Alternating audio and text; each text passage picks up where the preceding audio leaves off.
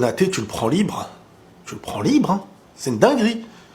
Mbappé libre, Konaté libre, et Alexander-Arnold libre. Bon, Liverpool, ils ont de quoi être vénère, ça peut se comprendre. Si on perd Vinicius libre, ça sera le jeu. Ça sera le jeu. Alors moi, j'ai pas envie de le perdre, mais ce serait le jeu aussi. Hein. C'est comme ça. Faudra pas qu'on pleure ou qu'on l'insulte.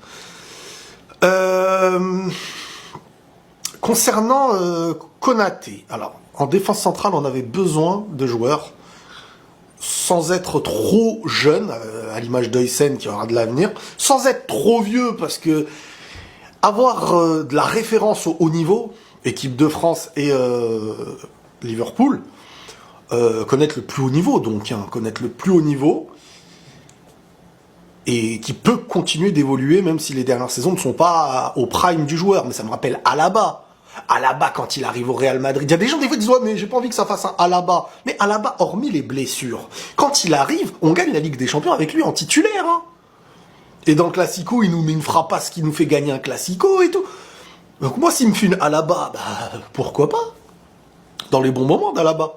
Parce qu'Alaba, quand on le recrute, beaucoup de gens disent ouais non mais lui, c'est sur la fin et tout. Il y a des recrues comme ça qui sont intelligentes parce qu'au Real, en fait, ce qui nous manque, c'est plus l'aspect des meilleurs joueurs du monde à avoir. T'as Vini, t'as Mbappé, t'as Bellingham, t'as Valverde. C'est pas ça qu'il nous faut maintenant, c'est combler ce genre de joueurs-là par ce qu'il nous faut. Des recrutements à la PSG quand ils ramènent Vitinha, Neves, vous voyez, les Nuno Mendes, machin, et après ça grandit dans le truc. Donc, Konaté, et puis normalement il risque d'y avoir un autre défenseur central, ça parle de Gvardiol. Moi Gvardiol j'aimerais beaucoup. De Gvardiol, de Bastoni, Calafiori, sans oublier qu'un Militao peut revenir, mais là on n'est plus dépendant d'un retour, donc s'il vient, qui redevient bon, mais qui peut tourner, bah il va apporter des bonnes choses. Le groupe sera un groupe avec beaucoup plus de joueurs qui, quand ils rentrent, c'est du haut niveau, qui plein d'équipes titulaires différentes. On sera plus sur ce oh vas-y, il faut que faire de la mécanique machin. Ah bah voilà, ça changerait beaucoup de choses. Par contre, il y a des choses que je me demande aussi, c'est un Arda Güler doit avoir du temps. Maintenant, ça y est, ça doit être le mec comme l'année dernière, quoi. Vraiment. Parce que si le retour de Nico Paz, t'as Bellingham, tu vas peut-être avoir Renzo Fernandez, tu te retrouves avec plein de joueurs.